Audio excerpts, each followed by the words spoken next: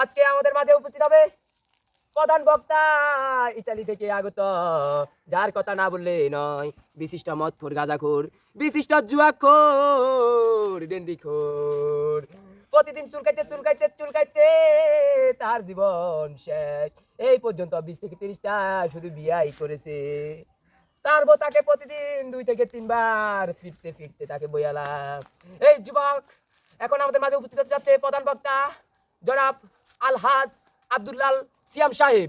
সিয়াম সাহেবের আগমন, প্রধান বক্তার আগমন, সুলতানি সাহেবের আগমন। এই যুবক, এই আমাদের মাঝে এখন প্রধান বক্তব্য দিবেন আলহাজ সিয়াম সাহেব, মানে ওরূপে খাজানি সাহেব, খাজানি। এই যুবক, আমাদের মাঝে এখন বক্তব্য দেবে বিশিষ্ট মদখোর, গাঁজাখোর, ডেন্ডিখোর, যার কথা না বললে নয়, জনাব সিয়াম সাহেব। এই গাঁজাখোরের সিয়াম সাহেবের আগমন, সিয়াম সাহেবের আগমন।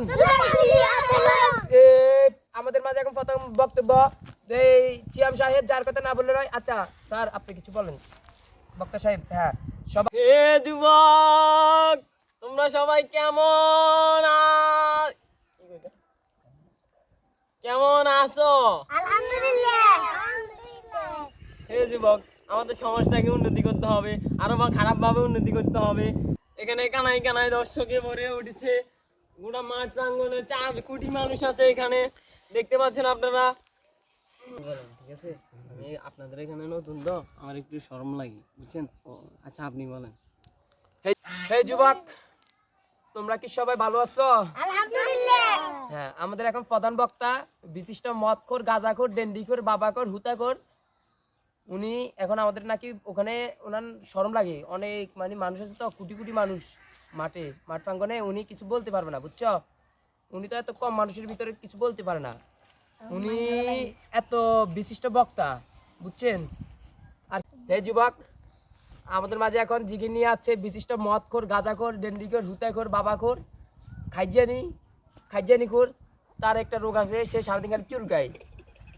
এখন আমাদের জিগির করবে গাঁজাখোর, বিশিষ্ট মদখোর। হ্যাঁ স্যার, আপনি কিছু বলেন। হ্যাঁ, আমার সাথে আপনারা জিকির করেন।